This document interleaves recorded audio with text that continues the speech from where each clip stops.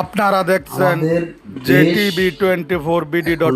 গভীর সংকটে, এই মন্তব্য আমাদের মাননীয় প্রধানমন্ত্রী তারেক রহমানের, যে দেশের মানুষ এবং রাষ্ট্র আজ এক গভীর সংকটে পড়েছে।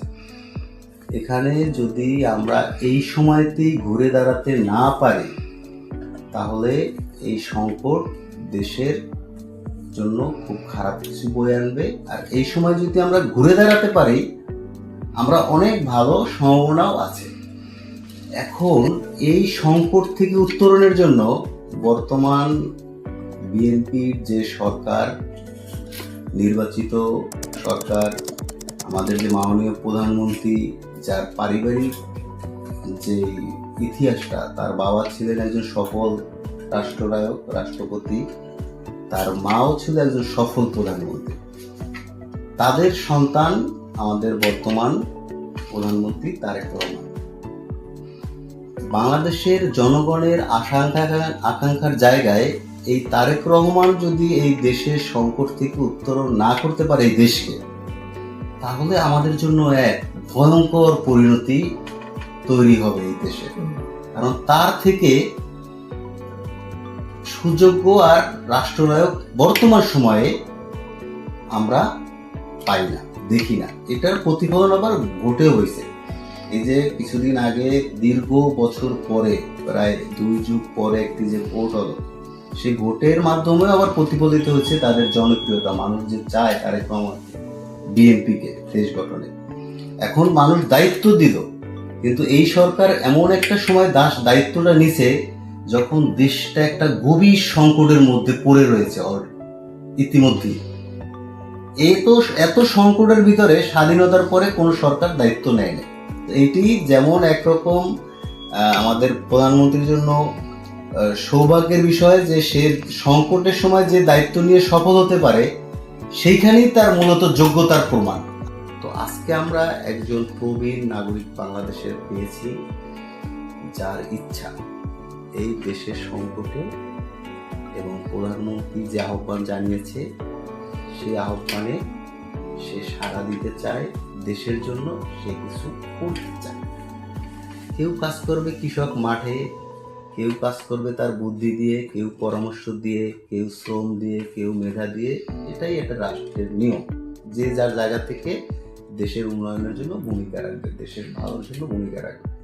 তো আজকে আমাদের প্রবীণ যেই নাগরিক, আমাদের দেশের একজন আমরা প্রবীণ ব্যক্তিত্বকে পেয়েছি।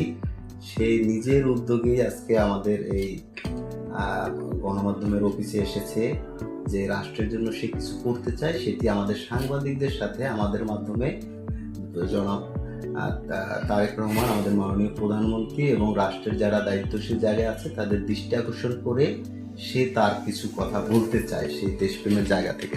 প্রথমেই আপনি একটু আপনার পরিচয় দিয়ে শুরু করুন। আসসালামু আলাইকুম। মাননীয় প্রধানমন্ত্রী, আল্লাহর বান্দা, বান্দা তো চাকর, রাসূলের উম্মত। যে আল্লাহর বান্দা চাকর যে কি কম করলাম, এই যে আল্লাহ যে আমাদের সৃষ্টি করলো, এই দেশের উন্নয়ন কি কাজ করলাম, একটার পর একটা সমস্যা কেন হয়, একটার পর একটা সমস্যা হলে মাননীয় প্রধানমন্ত্রী কিভাবে চলবেন, কয়টা সাহায্য দেবেন?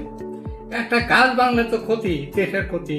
আমরা হলাম দেশপ্রেমিক, যে দেশের একটা গাছ ভাঙবে, ফসল খাবে, যেটাই ক্ষতি হবে দেশের, দেশ আমরা চলে যাবো, দেশটা চলে যাবে না। দেশের উন্নয়নমূলক যেমন এই দেশটা আল্লাহ এত পছন্দ করে কেন? এই পছন্দ করার পিছনে আল্লাহ 360 জন আউলিয়া দিয়েছিল। এই দেশের স্বর্ণটা এত বাধা করালো। আল্লাহ কত পছন্দ করে, কি কারণে পছন্দ করে, কি কাজগুলো করলে আল্লাহ পছন্দ করে, এই তো আপনারা সংযুক্ত। আমরা কথা বলবো, আপনার সাথে আমার অনেক কথা আছে। আমরা আমাকে কথা বলবো, আমরা আমার ছেলের মতো, আপনি আমার সন্তানের মতো, আমি গড়াই নেবো আপনাকে। সব পথগুলো আমি চাই দেবো, কে কোথায় কি করবে, কোথায় কি করবে, কি করতে হবে, সব মিলেই করব। যেমন আমরা এই দেশের মধ্যে উত্তর জনজাতনা হয়, ইসলামী ফাউন্ডেশন বিশেষজ্ঞ পীর সাহেবেরাও আছেন, তারাও বলবে, আমিও বলবো। আপনার পক্ষে থেকে মাননীয় প্রধান, আপনার পক্ষে থেকে আমি বলবো, আর ওরা বলবো। যেমন ওরা যা বলবো তা না, এবার কোচিং হবে। এটা একবার ধর্মীয় সভাও করছিলাম আমার জায়গাতেই, করছিলাম যে ধ্যান, আমরা পীর সাহেবেরা বহান, মন্ত্রী সাহেবেরা বহান, এবার সবাই এই যাওয়া পর্যন্ত সবাই কইছে শুনছে, কিন্তু এবার ক্রসিং হবে, ক্রসিং হবে। ক্রসিং হবে, তো এবার মানে প্রধানমন্ত্রী আমরা থাকবেন, ক্রসিং করবো আমি, কথা বলছি। ওনাদের সাথে আমরা উত্তেজনক কিছু নাই, সংযুক্তভাবে কাজ করবো। উত্তেজনক বলে দেশের মধ্যে প্রতিদ্বন্দ্বিতা না, সহযোগিতা। নামটা একটু বলেন। নাম হলো মোহাম্মদ তজমুল হক। মোহাম্মদ তজমুল হক, আমার পিতার তজমুল হক। তজমুল হক, হ্যাঁ। আর পিতার নাম হলো হাফিজ আলী মন্ডল।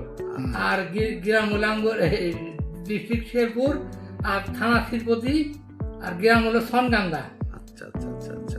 আচ্ছা, এখন ঘটনা হচ্ছে যে আর সমস্ত এখন প্রধানমন্ত্রীকে আপনি সংক্ষেপে একটু বলেন 4-5টা পয়েন্ট, যে কি ধরনের প্রস্তাবনা আছে রাষ্ট্রের মঙ্গলের জন্য। এমনি বসতে চান ঠিক আছে, কিন্তু কি কি বিষয় নিয়ে বসতে চান দেশের কল্যাণে যদি একটু বলেন আর কি, যে কি কি। যেমন মাননীয় প্রধানমন্ত্রী প্রথম সমস্যা হলো এই যে মানে ই রোগটা আছে, করোনা ভাইরাস। না না, এই যে এখন বর্তমানে হাম, যেটা হাম চলতেছে। একটা দায়িত্ব দেন, হ্যাঁ? হাম দায়িত্ব দেন। আর কোনো বন্যা বিদ্যুৎ না হয়, কোনো ক্ষতি না হয়, কয়েকটা ই দেন। দুর্যোগ যেটা প্রাকৃতিক দুর্যোগ, হ্যাঁ হ্যাঁ হ্যাঁ, বজ্রপাত, যেটা বন্যা, খরা, প্রাকৃতিক দুর্যোগ যেটা, এটা যাতে না হয় আমার দায়িত্ব দেন। আপনি দায়িত্ব নিতে চান। চাকরি করবে। আচ্ছা, আপনি যে হাম ধরেন, আমরা 2টা পয়েন্ট নিয়ে একটু যদি সংক্ষেপে আলোচনা করি। হাম নিরসনের জন্য, যে হাম রোগটা থাকবে না, এইটার জন্য আপনার কি প্রস্তাবনা আছে? হাম কাজ করতে হবে। কি কাজ করবে সরকার এবং সরকার না, সরকারে করাইতে হবে। করাইতে হবে। কি কি ধরনের কাজ করতে পারে এটা যদি বলেন। কারণ এটা তো আমিও চাই, হাম না থাকুক, বজ্রপাত না হোক, বন্যা না হোক, খরা না হোক, কিন্তু একটু যদি বলেন, একটু সংক্ষেপে যদি একটু বলেন, যে তখন হাম নিরসনে কি করণীয় আমাদের। এটা একটা আমল, শুধু আমল, এই তো আমল। আমলটা কিরকম একটু যদি আমলটা হলো যেমন সালাত, নামাজ, হ্যাঁ, কোরআন পড়া, হ্যাঁ, আর তৃতীয় আল্লাহ ভাই আমরা করতেছি, এটা তৃতীয়। হ্যাঁ, তো প্রথম আল্লাহর সমস্যা পরে নামাজ। হ্যাঁ, নামাজ যেমন নামাজ কি কি ভাগ, হ্যাঁ, এবং 5 বার আঙ্গুরে 48 টাকার নামাজ, এটা পড়তেই হবে। তারপর প্রত্যেক ওয়াক্তার পরে নহল পড়তে হবে, নিচে 36 টাকা। এই বিপদ থেকে মুক্ত থাকতে হবে। যে কাম না বেরিয়ে করছে, আউলিয়ারা করছে, যেমন প্রত্যেক জায়গাতে 36 টাকা। তারপরে তাহাজ্জুদ করতে হবে। আচ্ছা, এগুলো এক প্রকার আমল। এখন আমি যদি বলি যে আমাদের দেশ তো একটা অসাম্প্রদায়িক রাষ্ট্র, এখানে হিন্দু, বৌদ্ধ, খ্রিস্টান সবাই আছে। তো যারা শুধু নামাজ পড়লো, আমল করলো, তাদের হাম হবে না? তাহলে কি হিন্দু পরিবারের সন্তান অথবা খ্রিস্টানদের হাম হবে না? তারও হবে না। সে কি করবে তাইলে? সে কি করবে বুঝিয়ে দেবো, সব বুঝিয়ে দেবো। তারটাও বুঝাই দেবে। হ্যাঁ, যেমন আমি যে কথাগুলো বলবো, যেমন প্রত্যেকটা লোক কবে, হ্যাঁ আমার দরকার আছে, প্রত্যেকটা। একটু যদি বলেন যে হিন্দু উনি কি করবে, সনাতনী ধর্মের উনি কি করবে। যেমন আমাদের মুসলমানদের জন্য কয়েকটা এই পয়েন্ট বললেন, যেমন সনাতন ধর্মের ওটা কি করবে, সনাতন ধর্ম, হিন্দু ধর্মের কি যেমন করবে। কালিমা। সনাতন ধর্ম কি করে? কালিমা কয় না? কালিমা হিন্দুরা তো কালেমা পড়ে না। না না, মুসলমানে কি কয়? কালেমা বলে মুসলমানে, হ্যাঁ কলেমা বলে, কলেমা বলে। আর হিন্দুরা কি বলে? হিন্দুরা বলে কালিমা। কালিমা, তারা কি কালিমা? ওরা বলে কলেমা, আর হিন্দুরা বলে কালিমা। আচ্ছা, তাহলে আলে সঠিক কোনটা? সঠিক হলো না, তাহলে কালিমা। কালিমা, আচ্ছা আচ্ছা। তুমি ফাতালা কাদম মিজাবি কালিমা, তুমি ফাতা বালাইনা হুয়া তাবর রাহিম। তারা কি আমল করবে? আমরা যাব নামাজ পড়বো 48 রেখা, ওদের তো কোনো আমল নাই। ওরা কিছু না করেও কি হাম থেকে বাঁচতে পারবে তাইলে? হ্যাঁ, বাঁচাবো তো আল্লাহ। হ্যাঁ, কি করতে হবে, কি বান্ধে করতে হবে, তাদেরও কাজ আছে। কি কাজ করবে তারা? কি কাজ করতে হবে তো আমি সব দেখাই দেবো। দেখাই দেবেন একটু 2-1টা পয়েন্ট এরকম যদি বলেন, কারণ এখানে তো প্রথম আপনাদের মনে করেন যেমন আরবি শিক্ষা দিতে হবে ওদের কিছু।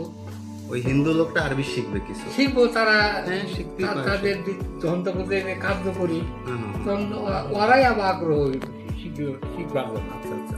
এই যে তার মানে কি শিখে হিন্দু লোকটা কি পরে আবার এই আরবি শিখতে শিখতে কি সে মুসলমান হইতে পারবে চাইলে? মুসলমান তো আমাদের মুসলমান না। আচ্ছা আচ্ছা। আমি যদি ইন্টারভিউ দিই, আপনি মুসলমান টিকবেন না।